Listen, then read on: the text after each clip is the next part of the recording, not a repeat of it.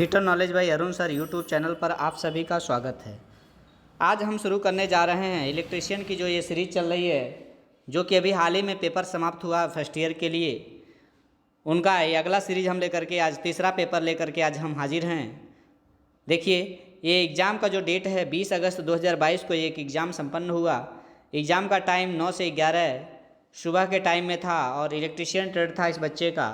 देखेंगे इसके क्वेश्चन देखेंगे आज। पहला क्वेश्चन क्या कह रहा है, द्वितीयक सेल किस नियम से कार्य करते हैं? पहला है फैराडे के विद्युत चुम्बकीय प्रेरण के नियम से, लेंज के नियम से, फैराडे के विद्युत अपघटन के नियम से या जूल के नियम से। तो याद रखेंगे, हमसे पूछा है कि द्वितीयक सेल जो होते हैं, सेकेंडरी सेल जो होते हैं, वो किस नियम से कार्य करते हैं। तो याद रखेंगे, ये हमारे फैराडे के विद्युत अपघटन के नियम पर काम करते हैं। किसके नियम पर? विद्युत अपघटन के नियम पर काम करते हैं। फैराडे का विद्युत अपघटन का नियम। चलेंगे अगले क्वेश्चन पर। अगला क्वेश्चन क्या कर रहा है, what is the name of the safety sign? लिख रहा है इस सुरक्षा चिन्ह का नाम क्या है। ये जो सुरक्षा चिन्ह फिगर में बना है, इसका क्या नाम है? तो देखेंगे, ये हैंड ग्लव्स कहने के लिए बोला जा रहा है कि आप हाथों में हैंड ग्लव्स का इस्तेमाल करें। तो देखेंगे, पहला है निषेधक चिन्ह, दूसरा है चेतावनी चिन्ह, तीसरा है सूचनात्मक चिन्ह और चौथा है आवश्यक चिन्ह, मॉडरेटरी साइन। तो कहने का मतलब ये है, ये हमारा जो इसका करेक्ट आंसर सही है वो है आपका ऑप्शन नंबर डी, आवश्यक चिन्ह। क्योंकि याद रखेंगे, इसमें जो होता है हमारा क्या बोलते हैं कि हैंड ग्लव्स का इस्तेमाल करें, ये हमारे लिए क्या है, बहुत ही आवश्यक है। आगे चलेंगे, लिखा है name of the part x of the file, मतलब इसे एक्स के भाग को क्या कहते हैं? ऑप्शन दिया है शोल्डर, एज, टैग और हील। तो याद रखेंगे, इसका जो करेक्ट आंसर सही है वो है हमारा हील। क्या नाम होता है? हील। देख लेंगे फिगर में, इस भाग को हम लोग क्या कहते हैं? इस भाग को हम लोग हील कहते हैं। क्या कहते हैं? हील। और ये जो होता है इसको हम लोग हैंडल कहते हैं। क्या कहते हैं? हैंडल कहते हैं। क्या कहते हैं? इसका नाम जो होता है वो हैंडल होता है। आगे चलेंगे, इस भाग को एज कहते हैं। क्या कहते हैं? एज कहते हैं। आगे चलेंगे अगले क्वेश्चन में। अगला क्वेश्चन क्या कहता है, what is the formula of the AC 3 phase power? AC 3 phase power का फार्मूला क्या होता है? तो इसी AC 3 फेज पावर का जो फार्मूला होता है, पावर बराबर में कड़ी में 3 VL into IL into cos theta होता है। VL ये होता है करड़ी में 3 VL IL into cos theta, VL IL cos theta का करड़ी में 3। तो इसका जो करेक्ट आंसर सही है वो है ऑप्शन नंबर ए। आगे चलेंगे अगले क्वेश्चन में। अगला क्वेश्चन क्या कहता है, आर्क समन सुरक्षा के लिए किस प्रकार के प्रतिरोधों का उपयोग किया जाता है? आर्क समन सुरक्षा के लिए किस प्रकार के प्रतिरोधों का प्रयोग किया जाता है? पहला दिया है सेंसिस्टर है, थर्मिस्टर है, लाइट डिपेंडेंट रजिस्टर है। इसका जो करेक्ट आंसर सही है वो है वेरिएस्टर। क्या नाम है उसका? वेरिएस्टर। आर्क समन सुरक्षा के लिए प्रतिरोध का इस्तेमाल किया जाता है। आगे चलेंगे, दिया है सीसा अम्ल सेल में विद्युत अपघट्य की तरह प्रयोग किया जाता है। सीसा अम्ल सेल जो होता है उसमें किसका इस्तेमाल किया जाता है? पहला है अमोनियम क्लोराइड, दूसरा है पोटेशियम हाइड्रोक्साइड और तीसरा है हमारा तनु सल्फ्यूरिक अम्ल और चौथा है हाइड्रोक्लोरिक अम्ल। तो इसका जो करेक्ट आंसर सही है वो है हमारा तनु सल्फ्यूरिक अम्ल। इसका जो होता है ये हमारा होता है तनु H2SO4। तनु H2O4 से जो होता है सीसा अम्ल सेल में विद्युत अपघटन की तरह अपघट्य की तरह प्रयोग किया जाता है। आगे देखेंगे, what is the name of the BIS wiring symbol? BIS wiring symbol का नाम क्या है? BIS वायरिंग प्रतीक का नाम क्या है? इसको कहते हैं इंटरमीडिएट स्विच। क्या नाम है इसका? याद रखेंगे, अगर ऐसे करके ऐसे फिगर बना है और यहाँ पर ऐसे बनाया है तो इसको इंटरमीडिएट स्विच कहते हैं। आगे चलेंगे, गीले चक्की में किस प्रकार की मोटर का प्रयोग किया जाता है? जो गीले चक्की में होती है उसमें किस प्रकार के मोटर का प्रयोग किया जाता है? पहला दिया है capacitor starter capacitor run motor, दूसरा दिया है capacitor star induction run motor. तो याद रखेंगे, इसका जो करेक्ट आंसर सही है वो है हमारा गीली चक्की में capacitor starter induction run motor होता है। Capacitor starter induction run motor का इस्तेमाल किया जाता है गीले चक्की में। आगे चलेंगे, नियान लैंप में विद्युत धारा का प्रभाव क्या कहलाता है? नियान लैंप जो होता है उसमें विद्युत धारा का प्रभाव क्या कहलाता है? इसको कहते हैं गैस गैस आयनीकरण प्रभाव। क्या नाम होता है? गैस आयनीकरण प्रभाव। और हमारा मैग्नेटिक इफेक्ट पे जो होता है ये हमारा क्या काम करता है? तो मैग्नेट काम करता है। रासायनिक प्रभाव जो होता है पेंटिंग के लिए, और हीटिंग प्रभाव जो होता है हीटर के लिए इस्तेमाल करते हैं। तो इसका जो करेक्ट आंसर सही है वो है ऑप्शन नंबर ए, गैस आयनीकरण प्रभाव। आगे चलेंगे अगला क्वेश्चन में। क्वेश्चन नंबर 10 क्या कहता है? औद्योगिक प्रकाश व्यवस्था के लिए किस प्रकाश व्यवस्था का उपयोग किया जाता है? जो औद्योगिक प्रकाश व्यवस्था है उसके लिए कौन सी प्रकाश व्यवस्था का उपयोग किया जाता है? पहला है अर्ध प्रत्यक्ष प्रकाश, अप्रत्यक्ष प्रकाश या अर्ध प्रत्यक्ष प्रकाश। इसका आंसर जो है प्रत्यक्ष प्रकाश है, डायरेक्ट लाइटिंग है, डायरेक्ट लाइटिंग। आगे चलेंगे, संधारित्र की इकाई क्या होती है? मतलब कैपेसिटर की इकाई क्या होती है? तो याद रखेंगे महो। ये जो महो होता है ये हमारा किसकी इकाई है? तो ये हमारा चालकता की इकाई होती है। किसकी इकाई होती है? महो जो होता है चालकता की। कूलाम जो होता है ये हमारा आवेश का इकाई होता है। किसका इकाई होता है? आवेश का। इसका जो करेक्ट आंसर सही है संधारित्र का फैराड होता है। क्या होता है? तो ये हमारा फैराड होता है। तो याद रखेंगे संधारित्र की इकाई जो होती है वो फैराड होती है। आगे चलेंगे, वायु संधारित्र का उपयोग किस उपकरण में किया जाता है? पहला दिया है दोलक में, दोलक में ये तो होगा नहीं। दूसरा दिया है टीवी ट्यूनर में, टीवी ट्यूनर में, या ध्वनि विस्तारक यंत्र में। तो याद रखेंगे रेडियो का रिसीवर जो होता है उसमें वायु संधारित्र का उपयोग किया जाता है। करेक्ट आंसर हमारा बी सही है। आगे चलेंगे, एसी परिपथ में कम शक्ति गुणांक पीएफ को कैसे बेहतर बनाया जा सकता है? एसी का परिपथ जो होता है उसमें कम शक्ति गुणांक को कैसे बेहतर बनाया जा सकता है? तो संधारित्रों को समांतर में जोड़ देंगे तो संधारित्र की धारिता पावर फैक्टर हमारा जो होगा बढ़ जाएगा। संधारित्रों को समांतर में जोड़ने पर याद रखेंगे जब संधारित्रों को समांतर में जोड़ते हैं तो C बराबर C1 प्लस में C2 प्लस में C3 होता है, और यहाँ से हमारा संधारित्र की पावर क्या होती है? बढ़ जाती है। आगे चलेंगे, अगला क्वेश्चन है, क्वेश्चन नंबर हमारा कौन सा है? तो क्वेश्चन नंबर हमारा 14 है। लिखा है बैटरी की क्षमता कैसे बताई जाती है? पहला है वोल्ट में, दूसरा है वाट में, तीसरा ऑप्शन दिया वोल्ट एम्पियर में, एम्पियर घंटा में। याद रखेंगे जो बैटरी की क्षमता होती है वो हमारी एम्पियर हावर्स में बताई जाती है। किस में बताई जाती है? एम्पियर्स हावर्स में बताई जाती है। क्या? तो बैटरी की क्या क्षमता, बैटरी की जो क्षमता होती है वो एम्पियर्स हावर में बताई जाती है। आगे चलेंगे अगला क्वेश्चन में कि श्रेणी परिपथ में खुले हुए प्रतिरोध पर क्या प्रभाव होता है?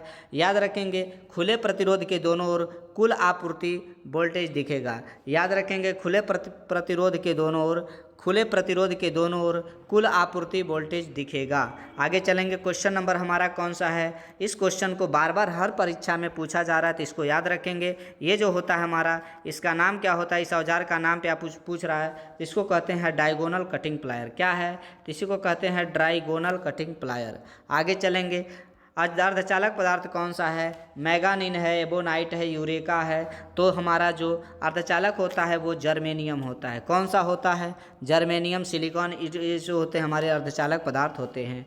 आगे चलेंगे, अगला क्वेश्चन है कि क्वेश्चन नंबर 18, बैटरी के आवेशन के दौरान वेंट प्लग को खुला क्यों रखा जाता है? बैटरी का जब आवेशन करते हैं तो उस वेंट प्लग को खुला क्यों रखा जाता है? क्योंकि जो गैसें होती हैं वो स्वतंत्रता पूर्वक बाहर निकल जाएं।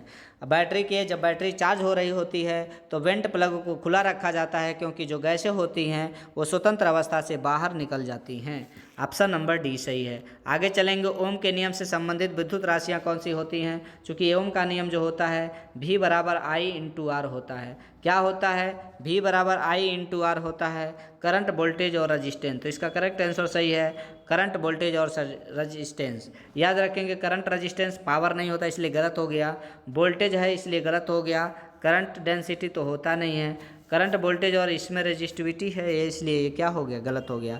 ओम का नियम क्या किसे कहते हैं? तो याद रखेंगे ये जो ओम का नियम होता है इसको अगर हम देखा जाए तो ओम के नियम का परिभाषा क्या होता है इसको एक बार देखेंगे। ओम का नियम कहते हैं यदि किसी भी विद्युत परिपथ में सभी भौतिक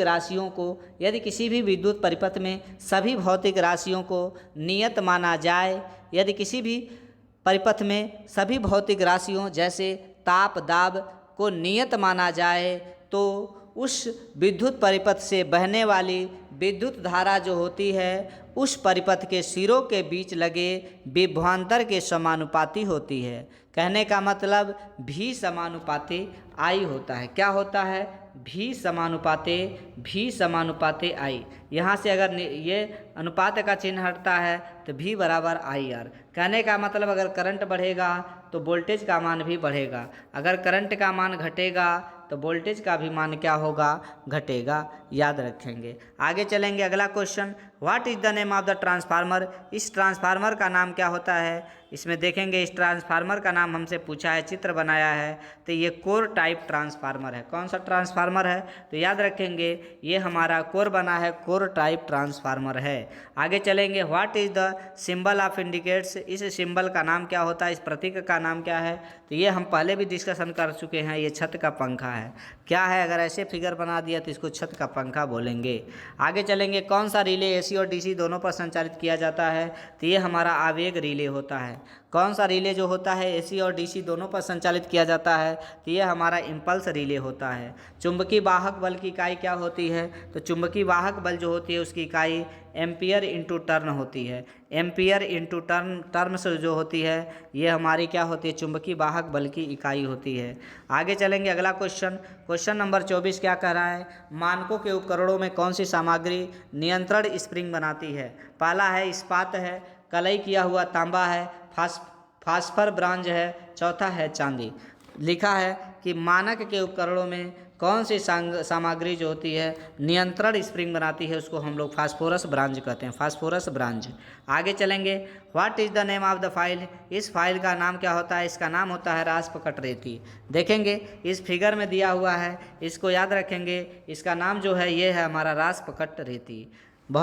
ये हमारी लकड़ी पे फाइलिंग के लिए काम आती है। इसका नाम होता है रासपकट रेती।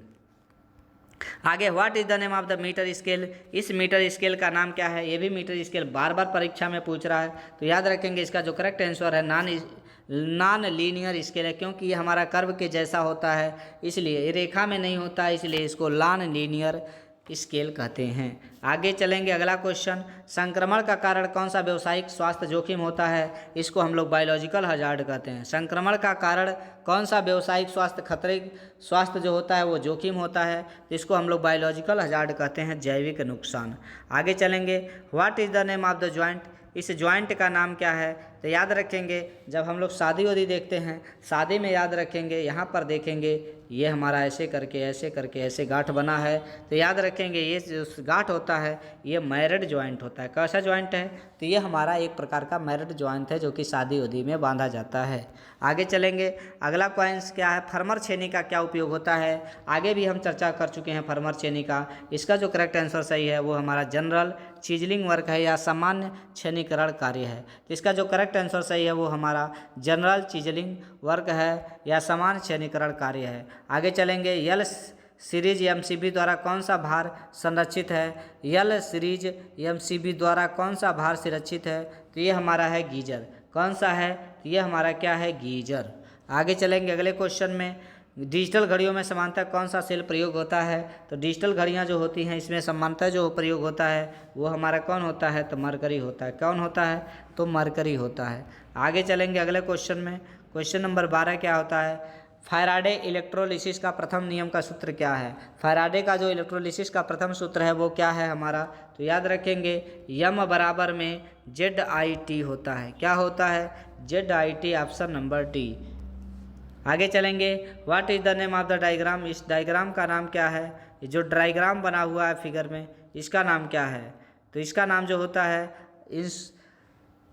इंस्टॉलेशन स्थापना योजना होता है। जैसे कोई प्लांट लगा रहे हों तो उसके लिए जो हम लोग प्लानिंग करते हैं उसको हम लोग स्थापना योजना कहते हैं।